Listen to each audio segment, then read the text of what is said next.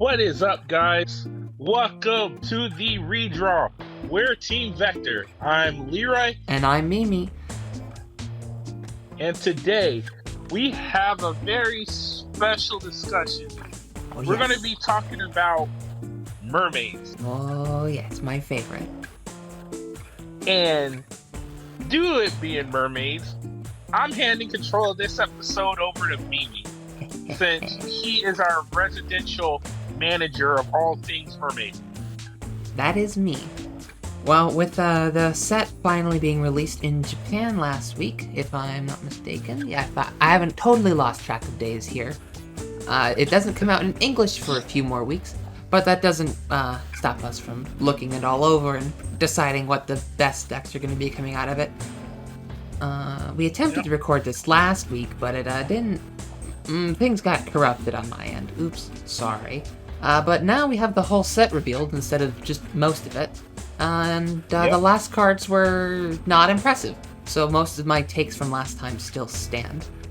The standings look to be, in terms of strength, it goes Melody, then a different Melody build, and then, strangely enough, the Highlander variant, where the singleton one, structured around Olivia and Velvet Voice Reindeer, who I'll let you help me talk about that one when we get to it, because I think that's one's your favorite, right? Most definitely. Even though they stole my tech, they stole my mechanic. Yeah, they're stealing everything. That's become Bermooda's clan mechanic this era, is just taking other people's. Like, we have a card that does like a mega colony thing now. You paralyze stuff. It's so weird. Yeah.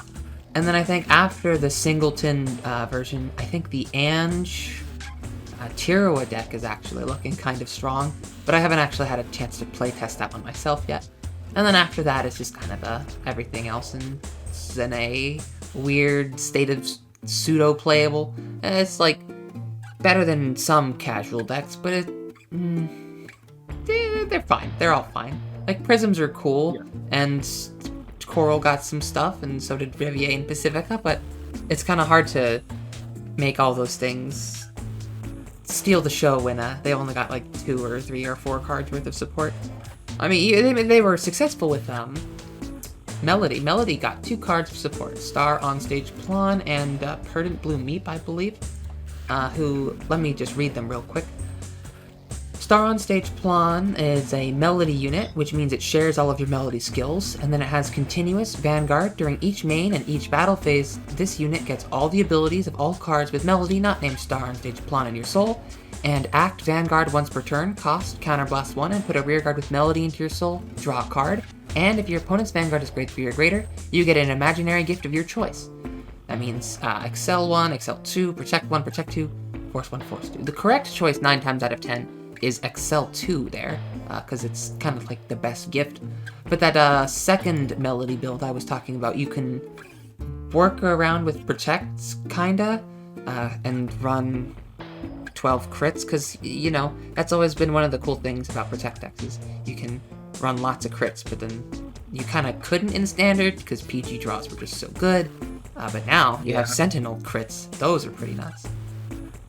And then, I cannot find, the last grade 1 to read, but I have a proxy of it somewhere that I'll just read, right here. It says, Auto Vanguard Rearguard. This ability's cost may be paid with Soul Blast 1 if the grade of you and your opponent's Vanguards are the same. When placed, cost Counterblast 1 or Soul Blast 1.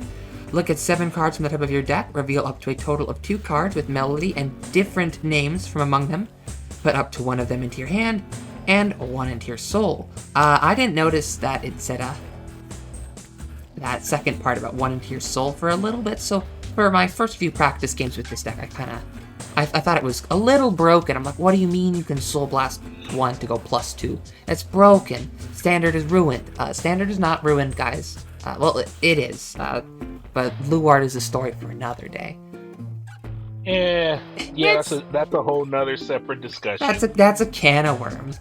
I don't mind losing, so it doesn't bother me too much. But at the same time, I hate losing, so it bothers me a lot. True. But, like, as you can see with those two examples of two very, very well-designed... Well, not... I wouldn't say they're well-designed, per se. But two very... pointed cards. You know, they have a slot in the deck, and they clearly make it better than it was before. Versus, like, Coral and Rivier got some cards, and they're not very impressive overall. Yeah, not really. And it's just a real shame. They do this all the time with Bermuda stuff. They have so many cards and so many like sub-clans, so many archetypes that they have to devote slots to that they end up... It's like that whole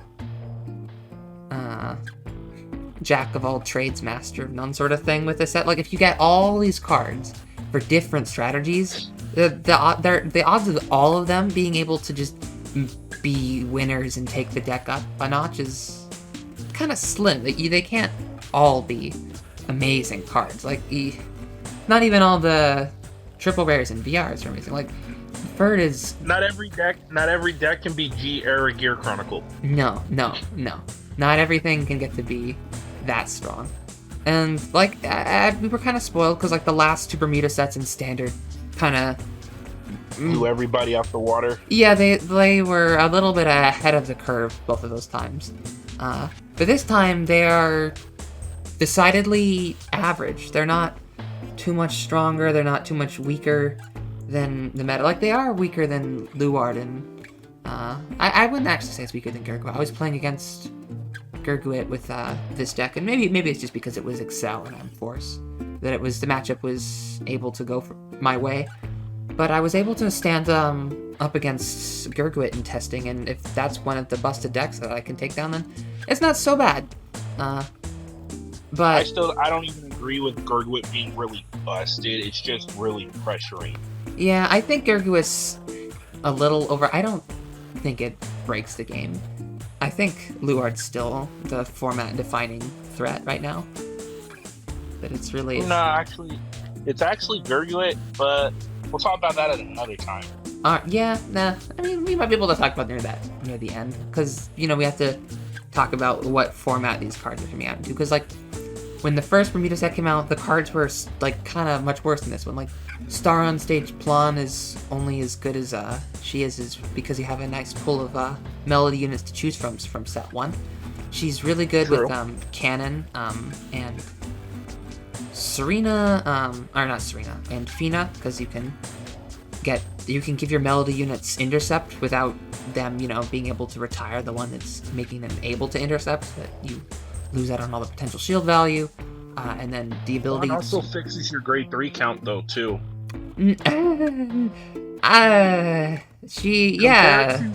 Compared to what the original count in grade 3s were for Melody decks, she kind of helps fix that. Yeah, she takes the count up to a nice 13. She, really helps me make good deck building decisions. I thought it would take it down from 13, because when you just run 4 Plan and then like 1 to 2 of all the other girls. You gotta run 4 Sonata though. You need her in 4. She's too good. And then you gotta run 2 Caro, because her skill won't go off otherwise. Plus, you kind of want to see her on your first grade 3 turn, but you don't have to, because she's necessary by the second grade 3 turn. So I would do 2, and then I personally run 1 of each of the other 3 girls, just 1, for a grand total of 13. I like Serena is kind of bad though, so there's she could be cut for another Cannon or another Fina, but both of those cards are like equally good, so I have a difficult time choosing which one to get that last slot. So honestly, if I was gonna get rid of Serena, I would end up being on 14 grade 3s, and then I'd cut one of my grade 2s and be on 9. But I'm on 10, 10, 13 right now with the deck. Or with the Excel version anyway, I should say. Because I'm not done workshopping the Protect one yet. We're working on a new deck tech format here that I should be posting on the channel, and but maybe who knows, maybe it'll even go out before this goes up. Who knows? But I've been working on Excel, because it's kind of the most obvious way to build with Juan, because Excel 2 is just by far the best gift. in my personal opinion. Do you agree with that Excel 2 is just the best gift? That I don't even think that's an opinion. I kind of think that was. I thought that was the standard and just the straight facts. Yeah, I mean, what was Excel 2 came out? A free draw, and it. How do I put this? How do we put this? Excel decks were kind of trash before Excel 2. Now Excel decks are like the standard. Oh yeah, when Season 2, as soon as Excel 2 came out, Excel was nuts. Like, what was the first one? Was Beast Deities, right? And then immediately after that, what was the Excel deck that came in the next? Tachikaze's got a huge buff from just Excel 2 existing. Oh yeah. It just took all the decks up a whole nother level, because like because that was kind of what made Protect like the best one for a bit, because it was a plus, and then now the Excel deck, and like Excel's like getting an extra attack is a plus of sorts, but not really, because you have to take the card out of your hand in order to make the plus. But now it doesn't really cost anything. That the circle essentially builds itself, so it's just kind of naturally generates the most advantage out of most of the gifts. True. So with Plon, it's kind of a no-brainer to just grab Excel 2, and then now you can put more Melody units on board to get even more synergies and power, and then because all Force needed was to be able to attack more to take it up a notch or two, because that's usually what takes, like, that's kind of what makes Luard such. I mean, like, what really I think makes Luard the problem is that extra gift. Like, it would have like one less gift, it would probably be fine, but also the multi-attacking is kind of a bit much for Force. That's kind of what made Messiah's a bit of a problem at first at the beginning, and Overlord and blah blah blah blah blah. But now that all the Force clans are starting to multi-attack, it helps them compete. But now we're now our Protect decks. Protect decks are left behind. So then Protect decks left behind. But what if I was playing a Force Protect deck with Plon here? Because you can use having Protect as a solid gift, as an opportunity to run those 12 crits, because back in what was that, Limit Break era, there was a whole debate that the community had over which is objectively better, 12 crit or 8 crit 4 draw, and we did so much math. There was lots of arguing, there was many a heated debate, but I believe in the end the decision was it was pretty much always optimal to be 12 crit. And that was back when they had 10k shield. Now they just have more shield. So, yep. And then the Sentinel ones just have 30k shield. Who needs perfect guards, man? Just you get that Protect gift. But that is part of it, I think. Because then with that deck, that's kind of difficult to turn it up the advantage. Because then, I mean, I guess on your kill turn, you can grab the Excel 1. You can grab an Excel 1 gift like a mad lady and just smash. But at the same time, no. Please no. I have Excel 1 decks, or I mean Excel 1 gifts in the pile, because I always use Excel 1 gifts and put them sideways and just say it is Excel 2. But yeah, I don't actually take Excel 1. That is kind of throwing. Anyway, that's enough about I wouldn't say Excel 1 is throwing, but yeah, especially in that, like, if that was for your kill turn in that Protect focused deck, it's like, it honestly isn't throwing if you had enough advantage, because plus you're playing a deck that does have a lot of resource gain, so it's not like there's really a difference between a Excel 2 and Excel 1 pull. Not really. The plan with the Plon deck, as much as, I mean, this has been my plan with like the Serena Fina combo ever since set 1. It's like, because Serena lets you draw a card on a hit if you have, so like if you have 4 or less cards in your hand. So if you have 1 card in hand and then you have 3 front row rearguard circles because of the Excel circle with Plon, then you can be at 1 card in hand, then you can use her copied skill from Fina to make sure that the Serena skill goes off, then you attack with your 3 rear guards, you draw 3 cards, and then you attack with your Vanguard, and you go from a 1 card in hand to a 6 card hand. That's not so bad. It's just that you have to find a way to use all of your cards every turn, which, I mean, honestly, that's not so hard. You can just just slam down your hand forehead, put them on board, guard with them. It's not so hard to just guard with cards.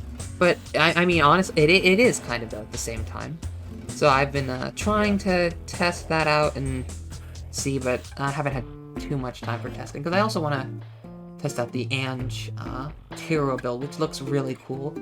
The Ange Tirua combo, but let me quickly pull up Tirua so I can read it afterwards. It goes like this. Perfect. One of the VRs, the other one, because Star on Titan was one of the VRs. This other one here, Perfect Performance Ange, reads with one skill, auto, Vanguard. When it attacks a Vanguard, cost counterblast 1, choose any number of normal units on any player's rearguard circles and return them to hand. Activate all of the effects below according to the number of cards returned. 2 or more, this unit gets power plus 10,000 until end of turn. 3 or more, get an imaginary gift force. 4 or more, search your deck for up to 1 unit card, call it to rearguard, and shuffle your deck. And the point is it could be anything, right? But I personally feel like the best target in that deck specifically, when you're going aggressive anyway, is to call Shushu Debut Stage Tirua, who reads Auto Vanguard Circle. When placed, choose any number of any player's normal units on rearguard and return them to the hand. If 3 or more units were returned, this unit gets power plus 15 until end of turn. That, of course, is just your backup boss. It does a similar thing with Ange, returning cards, and because you'll be playing cards that do that, it's like a fine backup boss. But its other skill works on rearguard too. Auto Vanguard rearguard once per turn. At the end of a battle, it attacks. If 3 or more of any player's rearguards were returned to the card or returned to the hand this turn, like what goodness, I need some water. Like what was just happened with Ange then. Then you may pay its cost, counterblast 1, and discard a card from your hand, stand this unit, and it gets drive -1, but it's, not a rearguard. So then you use Ange to get 5 attacks in a force deck. That's not, that's, you can't ask for much more. And then if you had a second Tirua out for whatever reason, then that's 6. That's not terrible. Yeah, and Ange is more of a defensive card anyway, because you're going to most likely get rid of your opponent's board first before you get rid of yours. I mean, you bounce them, so like you don't necessarily want to be giving your opponent grade 1s to guard with, but at the same time, you would get rid of their you would go ahead and get rid of their front row grade 2s as interceptors. Yeah, they're pretty free to return. It's also pretty nice against if for some strange reason somebody decided that Protect 2 was looking good against Bermooda. Now they'll rethink that. They'll be like, oh wait, what if it's Ange? I'll never get to use my Protect 2 gifts ever again. Nope. But I kind of like Ange. I think the Force gifts are pretty sweet. It lets you have all sorts of options, because you don't necessarily have to call Tirua, and then also it works if you go first, because like Plan is kind of better if you go second, because if you go first you don't get that gift. And like, yeah, you could just fried Sonata forehead. You have all of your grade 1s in my build anyway. Help you find grade 3s, and I'm pretty sure that's what most people do. But I mean, you could run the Melody Vanillas instead of Mermaid Idol Sedna, but I kind of like the consistency that knowing that all of your grade 1s do the same thing is kind of cool. Yeah. The other builds, though, aren't looking... I mean, like, for the other VR, we have Prism Image Furt, and then her support with Rosa and Clear. They're all looking fine. Like, I wish... Like, they would be great if they had more cards, but there's just 3 Prism cards, so the deck just overall isn't really consistent enough to be competitive. And Lupina's not really even that decent either. No, she's fine. I got, like, you run one in your Highlander deck, I guess, but she's just fine. Like, I don't think she warrants building a whole deck around her, like, what payoff is there? Let me quickly read Lupina for everybody. Act Vanguard Circle once per turn, cost Soul Blast 2, look at 7 cards from the top of your deck, call up to 1 normal unit from among them to rearguard, and shuffle your deck. If you called, get an imaginary gift force, put it onto the marker that the rearguard circle was placed on, and then when it attacks, cost counterblast 1, and stand all of your rearguards on a circle with force. Oh, that's right.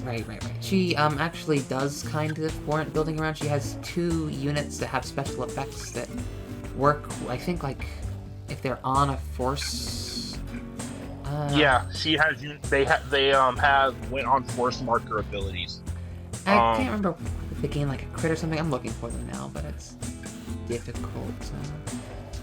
I think one gained power and crit, and then the other one just gained power. Yeah, I think they like give your Vanguard power or something. They're pretty good. Honestly, like it would be fine. Like that's one of the things that's kind of cool about this is Bermooda is always kind of budget. Like as much as whenever Bermuda's taking over the format, it's not necessarily budget, but whenever it's not, Bermuda's usually budget because the set gets open to death with people looking for those SP packs. So stuff at base rarity gets really cheap, especially stuff that's like triple. Like so with the triple rare bosses, like Girlish Idol Lyris, who lets you build around the new order card from the set. She on place. She's gonna be really budget. Yeah, she's gonna be so cheap. I bet you can pick up like a playset of her for probably $1 or less, and then the whole deck for cheap. I might end up doing a budget deck on her because she looks really cool. Because you can use the order to make it so that all players rear guards can intercept, and then when she attacks, her 3rd skill because she has 3. Not very many cards get to have 3 skills. Auto, when it attacks, if an order was played this turn, costs counter +1 until end of the battle. Your opponent's units must intercept if possible, which does not mean that their back row intercepts just jump up and get in the way. I did for some reason think that you were able to just full on board wipe your opponent by making them intercept with their back row, but that's not how intercepting works.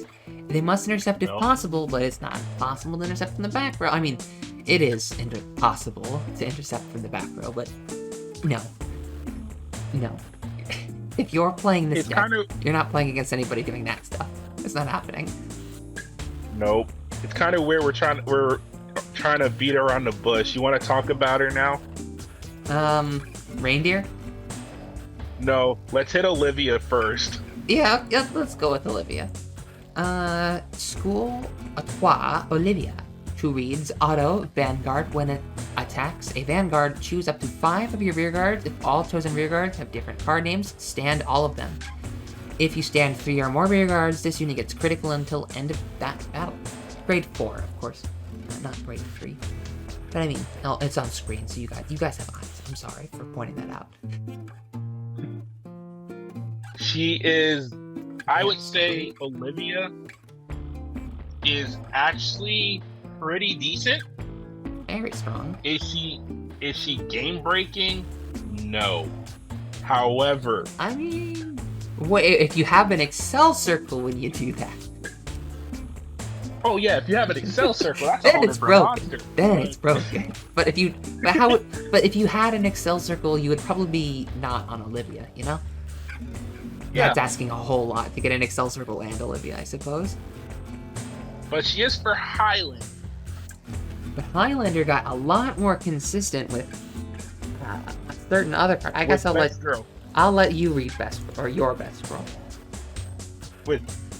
I don't think she's just mine, but I think she is best girl. The Light Genius and just best girl. No, the real one with the rose dress. The real one, the 11k one that's like a +7 for free. Ugh. Yeah, but let's get into actually I think the last most beneficial boss. Yeah, the last one that really matters. We have Klon, and Ange, and I think the only other valid boss unit out of this set is actually Velvet Royce Reindeer. And isn't I can back up on that one. Even though she's triple rare, she's quite certainly a force to be reckoned with. Reindeer's grade 3. Yep. Do you want to read her or? I'll read her. I'll read her. Yeah. So, Velvet Royce Reindeer. She is actually pretty beautiful. Oh, her skill Especially her bathing suit art.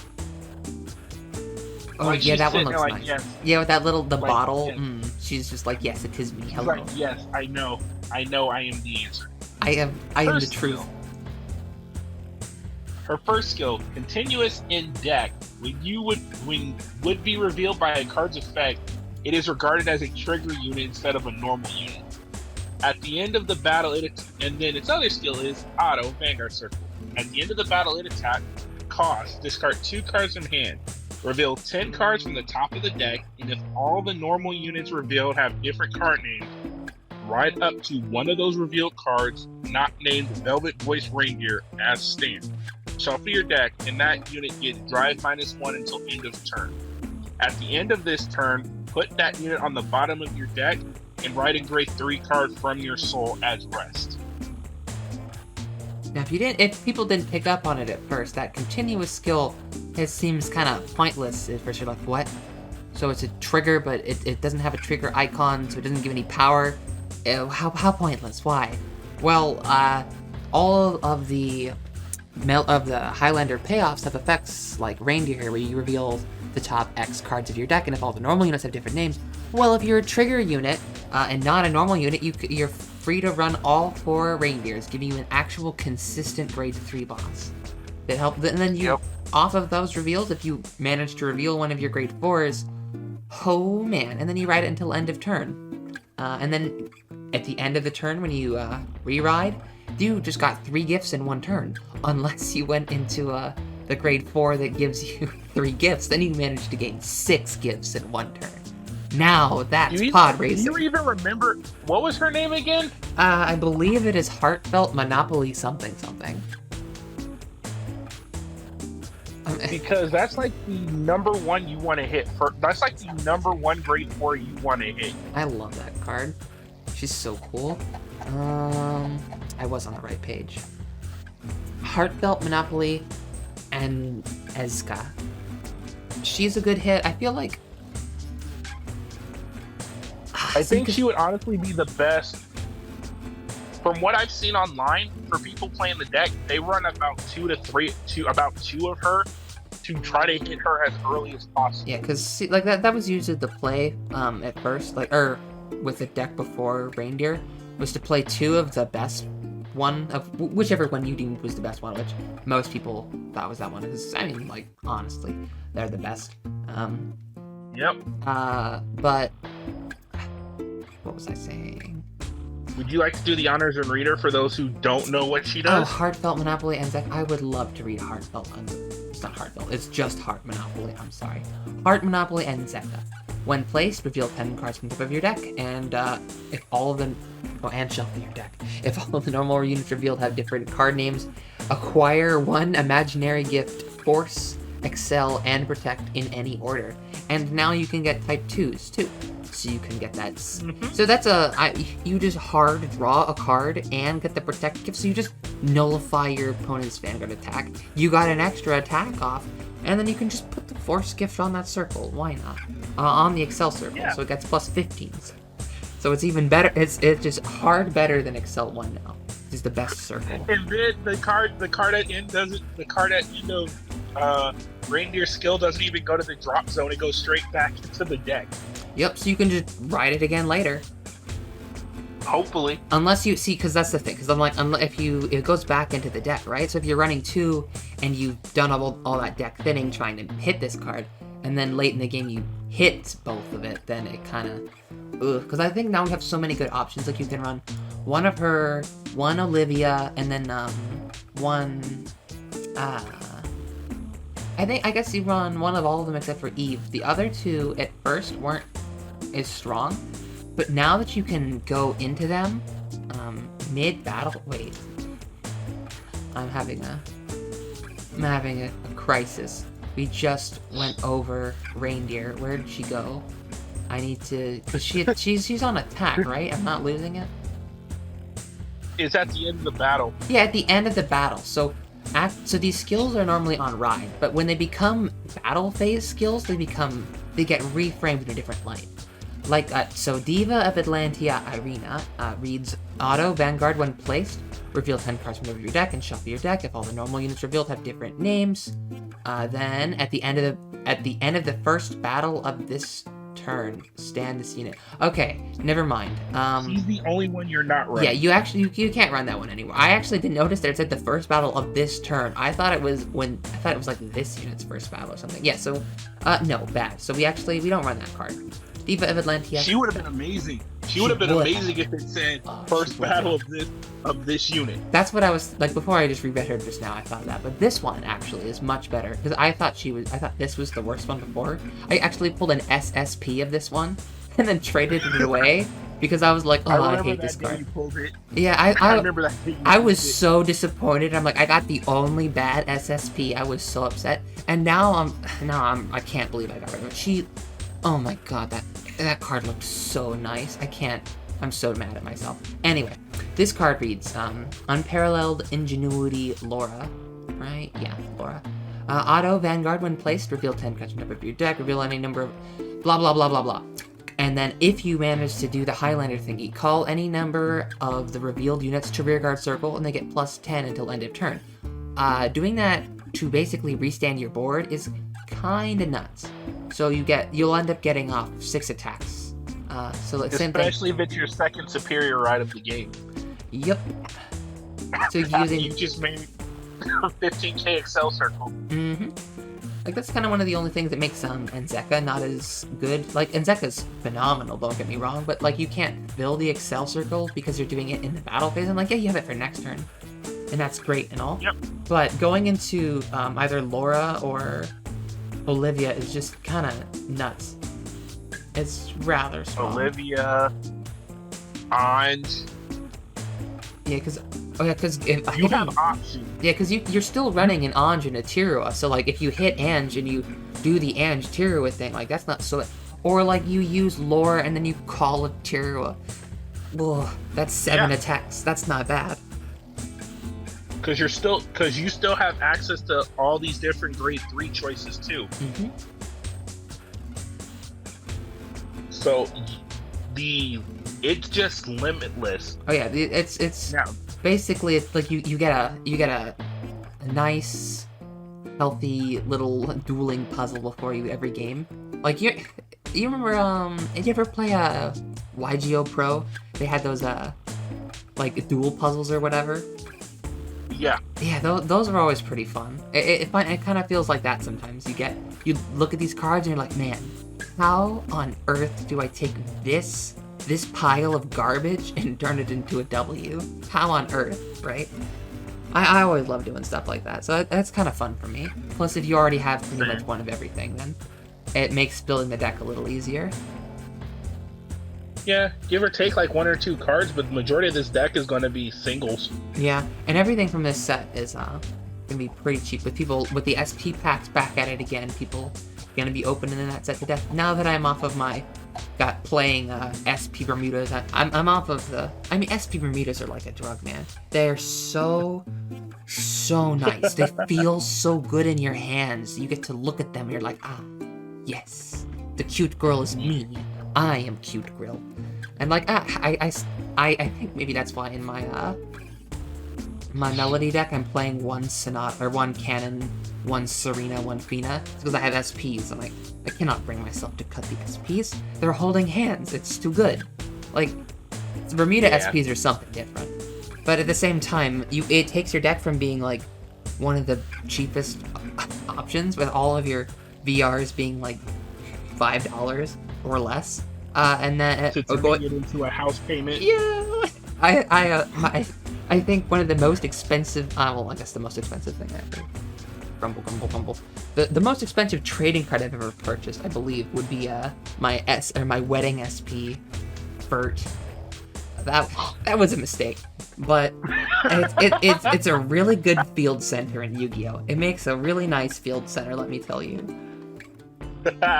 It also, it was too funny. I bought that card after I took it to regionals. After I actually participated in tournaments with the deck. I was like, okay, now that I'm never ever gonna play this deck for realsies again, now let's buy the card.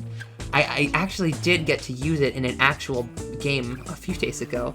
in Premium, the new Stride that they got from Premium Collection. It's just like, yeah. If you're doing Highlander stuff, then how about you can just call your G zone to your rear guard and attack with them, so that you can use all your SP. You can use all your SP Bermuda strides that you can't actually stride because they're garbage. You can at least call them to rear guard. Like I bought an SP Riet, the Riet Stride, because if they made a duo with on stride, I was like, yo, this card's gonna be nuts. And then they revealed that duos were getting support, and I was like, oh, and snatched up that SP. And then the duo support, they never got an on stride card. They got like support 3 times in G-Era, but nope, no on stride. So now I have all these SPs for nothing. But now it's not for nothing. Now you get to show people. Now you get to flex. Yeah, that's basically what this card is. Instead of playing with your deck, you get to play your collection and have fun. Instead of it just sitting around in a binder somewhere, I guess, to actually be in a deck, you know? Yeah, but with that, so we can pretty much agree in order of strength between like the main 3 bosses of this set. You can pretty much agree that it's Flan, then Ange, then Reindeer as the best 3. Yeah, in that order. I feel like it goes well, and not necessarily in terms of. I do like making it difficult, but I think the best decks goes Flan and then a different Flan deck, funnily, and then I do think Reindeer is the next best option because she like with all the new options available to you, all the new 1-ups, you're not scraping the bottom of the barrel for playables anymore. All of the 1-ups in your deck are at least kind of good, so I feel like it's rather strong. Then I think after that, it's tough. Lupina and Ange, I haven't actually got a chance to play test both of those decks fully yet, but they both feel like they're competent, or at least they should be. Like you look at Ange and you're like, there's options, there's tech. Lupina's support has got some nice synergies and stuff like that, so they should be fine. Coral and Rivier haven't aged as well, so I feel like they're probably better than those two. It's the toss-up, but I'd probably, for the Tirua combo alone, I might say that Ange is better, but I have no idea. After those two, though, I can say the top 3, though, honestly, if you just go off of this set, it's Flan, Ange, and Reindeer is the best 3. Yeah. Now, Flan does have options on builds because it can take any marker. Oh, yeah.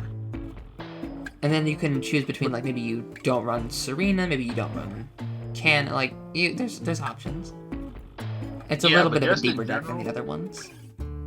Yeah, but just in general, I say it's Flan, Ange, and Reindeer. Now, the order is pretty much, the argument of orders, honestly, between Ange and Reindeer. I think Reindeer might be a little more. I think Reindeer has a little more oomph to it, you know? Because in Reindeer you can run Ange, right? Yeah. So I think that goes with that, and then I guess that makes Lupina number 4, and then that puts Vert at number 5. Sadly, she's not as good as one of the triple bars. And then after that, I think Lyrical or whatever, the triple rare order boss. I think that's a really nice backup option, or a really nice budget build. There's Sweetest, the mirror deck seemed like fine, I guess. It's cool. You like heal stuff and you play a slow game, but I don't think that's competitive enough for standard. I feel like you just kind of get rolled and smoked, and I mean, that's not so bad, but like I feel like you would rather be the one doing the smoking than letting your opponent smoke you. I mean, like if you want to let your opponent have a nice time and have fun with you, then great. I know that's how I tend to play my games every now and again, but I wouldn't recommend that for other people. It's a weird zone. Yeah. I think after that, those two were there. Yeah, so that's pretty much all the bosses. Transparent Charm Celeste, I think, was the last boss I hadn't talked about. That was the one that, she duplicates your cards, if I'm not mistaken. all the budget builds are actually kind of good. I feel like this set might be kind of fun for like. I'm tempted. I might actually make like a few like mini deck techs on like budget versions of it when it comes out in English and we get to see the prices. It's too bad. Because there's like, like there's the Bermooda month or whatever with the reveals. Well, we could have like a Bermooda month where I do like $5 deck techs or whatever. And then we could have like a Bermooda Cup on Twitch where everybody plays shitty Bermooda decks that I make and then until somebody comes out on top. With all the budget decks only? Yeah, budget only.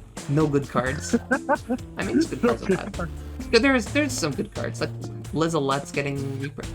Oh, actually, what rarity is Lizolette getting reprinted at?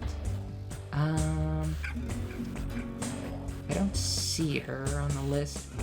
Special message, I believe it should be common then, because special message or was also getting reprinted in the set is in the common slot.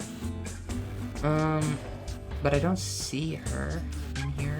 I don't think Lizolette's getting reprint. Was she? Was she supposed to be? I thought she was supposed to be reprinted because she's still. I think if I remember correctly, she's a box topper. Here she's in the rare slot instead of a common slot like Aurora. Because like with all these builds, you need like that was kind of the thing. They're like, oh yeah, we'll give you like like a boss and then like a grade 1 and a grade 2 support, and then you need like filler. So the best grade 2 filler in the clan is Lizolette, obviously. Yeah, and then followed by Mine, who's getting a reprint in clan selection box, and then Aurora, who they reprinted there, and then Steza's pretty good generic support, who's also in the clan selection box. And then they have the new generic grade 3 searcher, Sedna, who you can run in pretty much any one of your decks. And it helps out all of the strategies, so they're like, oh yeah, it's fine if we make all of these different grade 3 focus decks, because everybody will be running 3 copies of Sedna to make everything a little better. And I mean, yeah, sure. Sedna's probably going to be... Sedna might end up being the most expensive. I'm going to say most expensive cards are going to be, in order, Bolivia, then Plan, then Ange, then Lupina, then Tirua, then Reindeer, then Tirua, then Vert. I feel like Vert is going to cost less than some of the triple R's that are good. I forgot. I was listening to price of things so I could tell you where Sedna was supposed to be in there, and I missed it. Sedna's probably gonna be up there. I think Sedna's gonna be like in the 2 or 3 is most likely be the number 1. It might be a good example of being the most expensive card right now. Look at Nova Grappler. One of their most expensive card is the grade 3 searcher right now. What's the name of their grade 3 searcher? It's an extreme battler. Yeah. It was their stride fodder, right? Yeah, their grade 3 stride fodder that got turned to a searcher. Man, I played that deck. How do I not know what the name of their guy was? I played that deck. I'm a bad card fighter. What can I say? It's not. Isn't it? I think it's like. It's Arashid. Extreme Battler Arashid, and here's his V series. 11 cents. Wait a second. That's not it. You're looking at the wrong one. That's the wrong one. For almost $10. Yeah, $10. There it is. That's the one. I was like 10 cents. That ain't right. Yeah, that looks good, right? That might end up being the case. I wouldn't be surprised if Sedna ends up being $10. Because it's like $10, but then you look at like everything else in Extreme Battler, it's like all under 5. Victor is like only $3. Oof. He was the VR, right? Yes. Yeah, that's Extreme been Battler Victor. A poor. Look at those prices. Let's see. Price high to low. The highest price. Some SP, the Golsachi and whatnot. Yeah, these prices go quite low, quite fast. After, Look yeah. Look at the gap. Yeah, I'm like, after that, after Arashid, it's just, oh man, it doesn't even, Wait, what's going on here? Yeah, where's Victor? Where? These prices are dropping quick. Where's Victor? Where is Victor?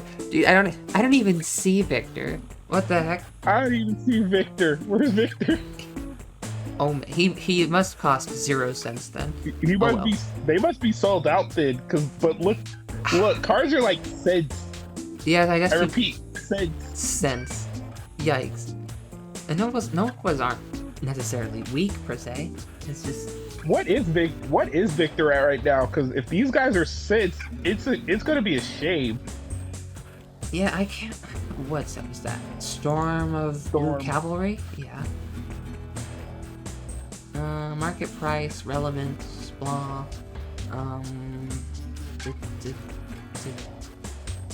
Maybe I should go most popular? Best selling. SP Victor is going for like 17. 17. Hey, I can build the decks with cheap with SPs. Yeah. See, I know that feel. Sometimes I would be like, okay, this is the Bermooda deck I'm playing this season because the SPs are cheap.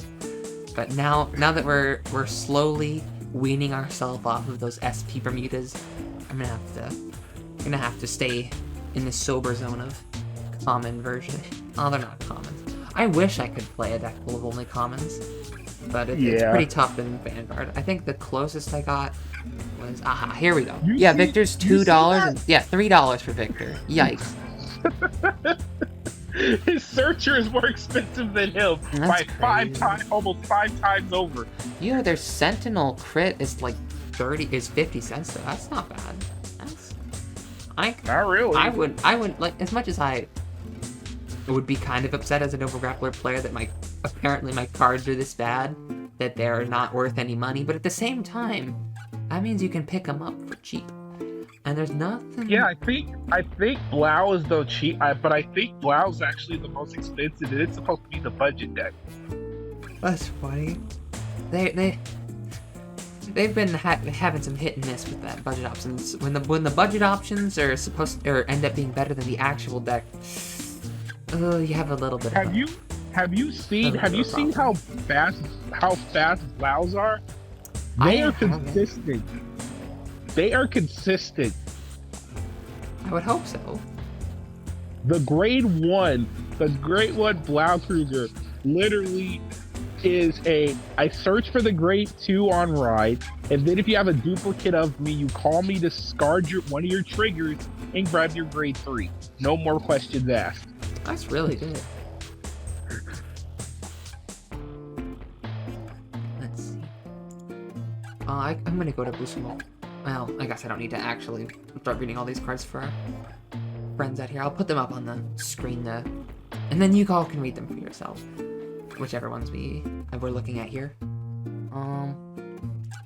But I guess after we ranked the new Bermuda stuff's power rankings, how do you think it's gonna shake up any of the meta? Is Luard quaking in its boots? I will say this: there is nothing really causing a quake in boots for Luard in Bermuda.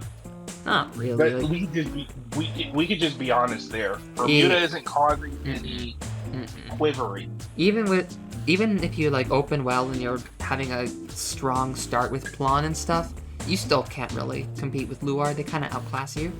It's kind of yeah. But and Gurgly's not really seeing a problem with it either. No, you're able to kind of hold your own against them, but it's not like it's really a blowout in either person's favor. Not really. The extra Excel circle really helps compete against them, because you can attack their rear guards in return. Lupina is gonna. I would say Lupina does have ability to fight up there with the big boys, solely because she can generate her any kind of marker. But outside of that, Yeah, Plan. Sorry. Plan has the ability to fight, but outside of her, everyone else is kind of just struggling. Yeah, it's just kind of like all the decks, they got like good cards, and a lot of their pieces are very pointed and strong, but the whole deck is, as a whole, not exactly like very cohesive, you know? Like Luard is kind of, it's very cohesive. All the pieces kind of mesh together very well. It was kind of designed as a whole deck, you know? Whereas Bermuda's kind of built as a whole bunch of like little mini decks that you're supposed to round out and like mash together with like just some generic pieces that you had from the other two sets. Yeah. And it's like, that's fine and all. Like, I feel like I think having one of those Bermuda cups could be cool, but in general, it's kind of annoying to get this many cards and have none of them be good. Yeah, but I do think Juan does have a chance against both Dragonic Overlord, the Cross, as well as Narukami. Yeah. With Vanquisher. What makes you say that? Because their effect is still decent enough to where they have a strong fighting chance, especially against Vanquisher. There will be a slight difficulty for them against the Cross, but that's only because of how the Cross is being played. I feel like Bermuda has kind of been control weak in the new era, though, so I kind of hesitate with that, because it's like, we kind of have a good matchup against like Narukami in some respects, but at the same time, getting our front row wiped every turn is kind of a real drag. There's only so many melody units that you have, and you have to attack with them, and then when they get bound, it's becomes a bit of a problem. But now with Plan able to copy the skills, and like if you put all your Sonatas in your soul, and then you call your Plans to rearguard to attack, then it ends up being able to work out for you pretty well, because you can get the advantage without losing so much in return on the trade-off. But at the same time, it's kind of difficult to do that. Like, you could, I guess, get like a whole bunch of Force 1 gifts and stack them up, and then like kind of play like a little, or like some Protect gifts, but at the same time, you're probably just gonna get wiped and smashed, you know? So would you put it like in? Would you put Plunge in like high tier 2 then? I'd probably okay. It depends on, because I have a weird way of doing my tier list. Do you have you, so like with like Yu-Gi-Oh tier list, still like instead of, because you know there's infinite Yu-Gi-Oh decks, instead of like with Vanguard we have a bad habit of ranking, of doing our tier list like it's a fighting game. You know, you got to tier all the fighters, you got to tier every clan, every build, you know, so that you end up having like all these tiers, and you say like a deck is, and like if like tier 1 is like all the competitive viable decks, it kind of doesn't, it kind of, I mean like yeah, it kind of gets the point of the tier system across, but it doesn't really tell you exactly the power rankings. Because like if there's all these irrelevant decks in tier 3, it just it doesn't feel like if the deck isn't relevant, it doesn't need to be tiered, you know? So like I feel like not like Coral and Rivier, I wouldn't even bother, like Pacifica, I wouldn't even bother throwing on the tier list. But I feel like I'd say like in that kind of tier list, Plan's tier 3, where like it's like rogue, I'd say. Like it's gonna show up at tournaments and be strong, but it's not gonna be like it's not gonna be everywhere. I feel like tier 1 this will make up like a majority of the top cut of a tournament. Tier 2 is this will consistently be among the top cuts, but not guaranteed. And then like tier 3 is like you might sometimes see it. And like Plan has the potential, so I'd put it there. But like I guess if we're rating like all the clans or whatever, and I guess I would put it in like tier 2 if you're putting like things that are waiting on support. Like I guess like if Nova Grappler's tier 3, then like Plan's tier 2 maybe. But I don't. I consider tier 2 decks as decks that if you take to a tournament, your only issue is going to be the decks that are tier 1. that is it. Yeah. Anything else is kind of like a 50-50 shot. Yeah.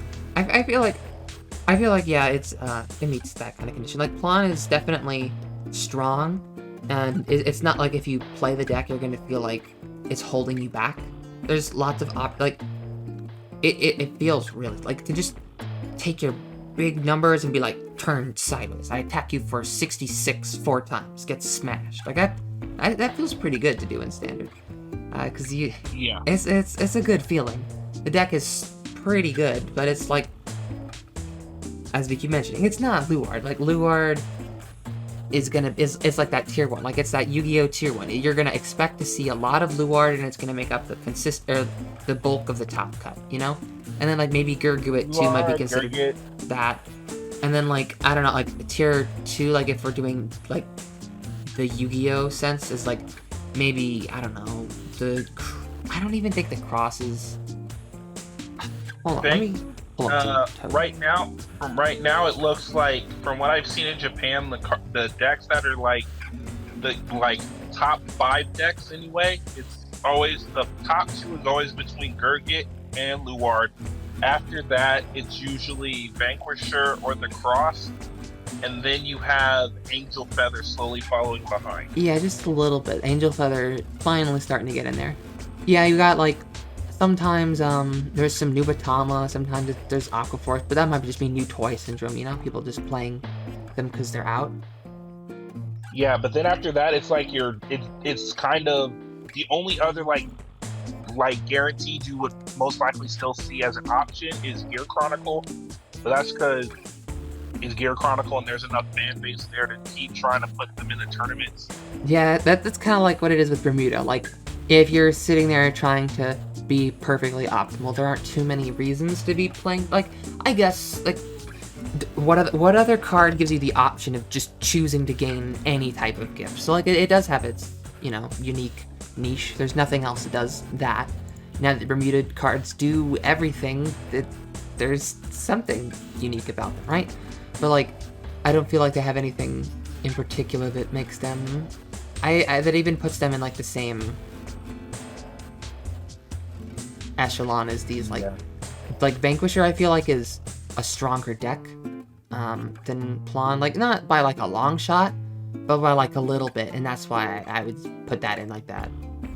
like, Yu-Gi-Oh! Style tier 3. But, like, if we're doing, like, if you went to a tournament, like, I wouldn't say, like, it's huge in their favor. Like, I say, like, maybe it's, like, in their favor, like, 45 for you, 55 for them. In their favor, 55 for... I'm making it more confusing than it needs to be. I'm sorry, I'm rather tired. But basically, like, it's not, like, when I say it's tier 3 compared to their tier 2, like, it's not crazy. It's not a crazy power difference. It's just that little bit, like, it's being rogue versus being meta. Like, because yeah, it's kind of like being rogue versus being meta, I guess. Or being, like, being off meta versus... Do you feel me when I say the difference between being off meta and rogue? Like, meta... Like, I guess tier 1 would be the meta. Tier 2 would be, like, off meta. And tier 3 would be, like, rogue, I guess. Almost. It's not really that. I would consider rogue, in my opinion, and this is going to be, like, we could do a whole nother video on this. Yeah, we could have a whole thing about tier list. This is a whole... But I would say, which I consider rogue tier, is I would consider rogue as those decks that aren't really strong against everything else, but people in that top area, top tier decks, if your deck could solely crush those with 0 difficulty, I consider you rogue, because the only way you're winning is because you were meant to fight the top brass and take them down. I feel that. I pulled up the so, like, on Duel Links meta, the tier list, they have little labels for them. Tier 1 decks are expected to be a large percentage of the top cut in a competitive tournament. Tier 2 decks expected to be in the top cut of a competitive tournament, but not a large percentage. And Tep 3 is expected to be played in a competitive tournament with the possibility of being in the top cut. So, like, Yeah, that's like Luart's expected to be a major percentage of the top cut and Gurguit. So like those would be our tier 1s. And then tier 2, yeah, exactly. And then I guess like Melody. Tier 2, and then tier 2 honestly would be Narukami, would be VX Vanquisher, the Cross, and Angel Feather in general. Yep, with like I guess maybe Aquaforce and Nubas too could be in there. Those are kind of strong right now. But like it's hit or miss. I don't know. I feel like you might throw Nubas in there though, because they're kind of okay. You could throw Nubas in there, but I'd probably put Nubas in tier 3 with Bermooda. Yeah, but by Yu-Gi-Oh's term, you would most likely then put everybody else that's still like being highly played. So like Majesty Lord Blaster, Chrono Jet, Chrono Fang, Bermudas. Yeah, like the best. Like we put in like one of the best decks from every clan could like probably fit in tier 3. Well, and then not like every clan. Not every clan. Like, not every clan has that one. Like some of that card that can get them over. Yeah, not every deck has gotten support in the new series yet, have they? Because whenever there's one of these season jumps, it's kind of a big difference in power. Like right now, if I try to play Bermuda without the new set, I can't beat pretty much anybody. I'm just a punching bag. Yeah, like if you want to talk rogue, I would say the most rogue deck we have in Vanguard at this point is Anger Blader since it's released. Oh yeah, Anger. Don't sleep on that, man. It'll just delete you off of the plane of existence. You cannot second look at the board. When you see Anger Blader as a try check or a damage check and haven't paid attention to what's being set up, it's you over. might as well just say okay. It's over. If they go first and they see their Anger Blader and a Sweeper, there's not really much you can do to not lose. It's just kind of over. You just have to hope that they don't hit Anger Blader and Sweeper, because they only have 4 grade 3s. So just hope they don't ride it. That's all you gotta do. Right. But with that, I honestly think we've reached our point. We pretty much can agree that the decks are going to be decent. There's only like 3 of them that's going to try to do any sort of shake-up, but yeah, you're not likely to see anybody doing any crazy meme shenanigans at locals. I mean, they're not going to be seeing anything happening at locals nowadays. For a while. Yeah, but like if you did come down to our locals, you'd still see me playing some weird, different type of trash every week and still somehow managing to win money. Yeah, but if we were going to grade, to close it out, if you were going to grade the set, what would you give it? I give it like an A-/B+ as a set.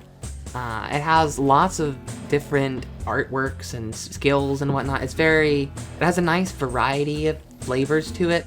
It's got all sorts of cool, like, a lot of the rare and common slots are really good. It's nice that they reprinted one of the best cards of the clan in Lizalette, so that people aren't, the price doesn't go up, because it was supposed to be in a trial deck, it's supposed to be a really accessible card. The cards that they did add have interesting skills, but they don't have enough synergies to build enough cohesive decks, so it's kind of like I want to give it a B- because the power level of the individual cards is fine, but they don't give them enough as a deck to really work in comparison to things that everybody else is getting, and like that's fine. They usually tend to like break the game with every set, and I tend to complain about that. So it's weird that I shouldn't really be taking away points from them for doing what I asked, I guess. So maybe I'll give it an A-. They could have done a little bit better to make sure that other cards had the other decks had pointed support as Melody, so that like when they got just 2 cards, those 2 cards actually did a lot for the deck, as opposed to like with Riviere, where they do essentially nothing, and it's still kind of unplayable in standard after the errata. So yeah, we're gonna go with a A-. Good, but it could do a little more work. I would agree with the A-, because like the look at these set cards. is good. Like, look at these The set is SPs. good. There's enough there. Like, there's also at least 2 to 3 entry decks just from the set, so you don't have to jump all the way backwards. Yep, you can, like, with the budget build, you just pick up the triple rares, like, and the things that were supposed to go with the budget build, all of the cards to go with them were in the set. It's not like it is having synergy with some card from the first set or whatever. No. All the things that are the order cards and the cards that are supposed to work with each of the mini bosses are all coming with them, even lower rarities. So picking them up will be pretty cheap. Like I said, you might even be able to pick up your whole cheap Bermooda deck for $5. I'm gonna try doing like a little mini series on that. We'll see how that goes. No promises. Yeah. But yeah, so we could pretty much agree at A-. We could agree the set is an A. Effect on meta, I would give it a C. I like it whenever they release a Bermuda set and it doesn't take over the meta, because then everybody's playing Bermuda, and I'm like, what? Why are you guys playing this clan? You guys don't actually like cute mermaids. What? You guys are just trying to win. Yeah, but I mean, aren't we all? That's why I give it a C. But Yeah, that's why I grade it as a C as effect on meta. It's going to shake up some other decks, but it won't. It's not really going to overall affect. We'll just see more Bermuda walking around again. Yeah, us girls will finally feel like we're a little more than punching bags, and we can hit back this time. Yeah. But I guess that leaves it up to our viewers to decide. What would you guys grade that thing? Do you agree with me? A-? Maybe you guys think it deserves a C- for being garbage and giving you no good Ange stuff. They didn't unban Ange. Garbage tier. No. Grr. I know I'm upset about that. Why is Ange still on the list in premium? For hashtag free Ange. But that's about it, right? Yep. I guess I'll let you do the outro then, unless you want me to do it. But I did most of the talking, so I'll let you do the outro. Alright. Well, guys, that has been our discussion on where we see the Bermuda set. We probably went on a slight tangent about Nova Grappler, but it was in relation to pricing, so yeah. But yeah, thanks for sticking around the whole time. Yeah, thanks for sticking around with us. Please like, comment, subscribe. If you have any topics you want to hear us talk about, put it down below. We'll come back to it. Don't forget to join our Discord, guys. We always are talking amongst our community and amongst the group. Heck, we'll even probably invite some of you guys on a video if it's a topic we really liked and you were one of the people who brought the topic up. Oh yeah, that sounds like a great idea. I'll make the Discord a little more public friendly then. I'll get on that. Alright, so it's been me, Leroy. And Miss Mimi. And we will see you guys in the next video. Later. Bye.